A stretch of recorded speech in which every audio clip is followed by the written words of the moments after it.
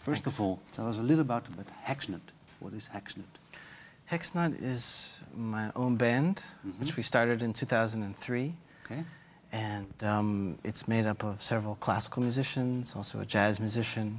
And it started out as a workshop for me, a sort of composition workshop to try out things. It's with a quite unusual instrumentation, and which could be seen as a difficulty, but in the end that became a sort of route to explore new colors and all kinds of new possibilities.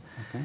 And the musicians are fantastic, and it's really great working with them. We saw already an unusual instrument in the beginning, a big installation of flute of Mike and Nas. Yes, there's a PVC flute installation built by Mike and Nas in collaboration with Jelle Hogenhaus, who's a Dutch flute builder.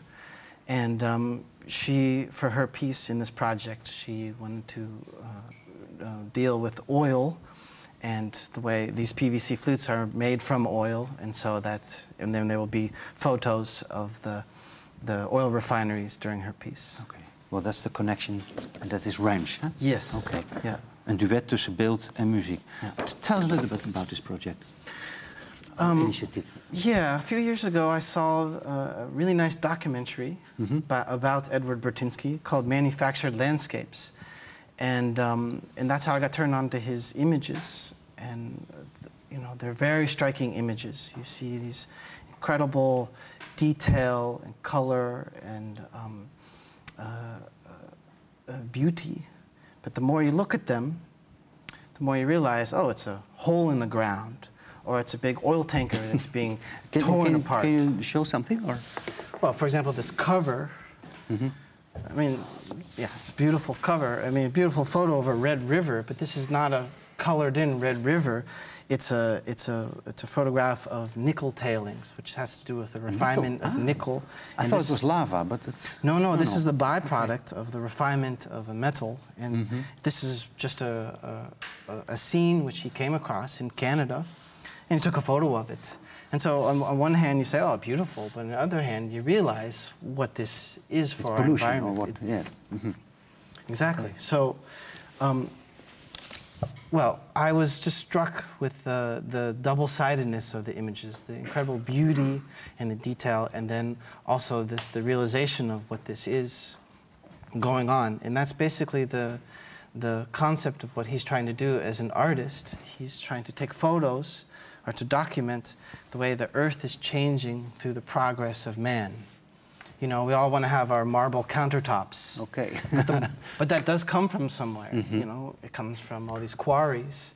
And so he's got these wonderful, fantastic photos of quarries where they've cut out sides of the mountain, or they've cut out holes in the ground. Yeah, because there's one sentence, I read it in Dutch because you understand Dutch. Please. Bij de foto's van Burtynsky zijn wij nooit getuigen van de gruwelijke daad zelf. Die is altijd al geweest, maar wel van diens zowel afschuwwekkende als spectaculaire sporen. That's it. Well, show me one photograph. Well, this is one, of course. Yeah, that's the double photos of that. Now, you're also a composer, huh? Yes. Okay, you wrote one piece yourself. Yeah. Which photos come along with your piece? Is it... Was it your own choice, or how was... The way this works, the way this project works, I asked 8 composers, including 7 composers and myself, to compose a piece for this project. So each composer chose a series of photos, and then those photos became integral in the composition process. And so essentially it's a composer-driven project.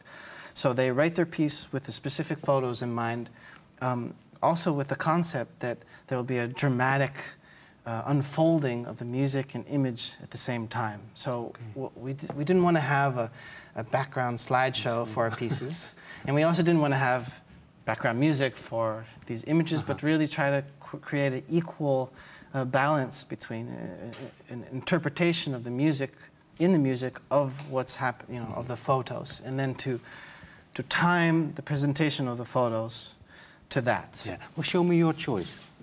Because we're not going to hear your piece, but maybe you can say why you were attracted most to these pictures, or what intrigued you? Or... Golly, you know, that's every photo I can speak for a half hour on. But for example, the recycling of tires. This is going to be in my piece. And so this is in California. So recycling also plays a large role in some of his photos. What's interesting from a compositional standpoint is you have one tire which is repeated many times. So you can look at that as a motivic cell, which is then repeated throughout your composition.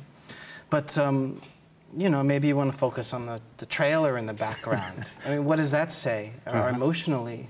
I mean, I like to look at these photos from more viewpoints.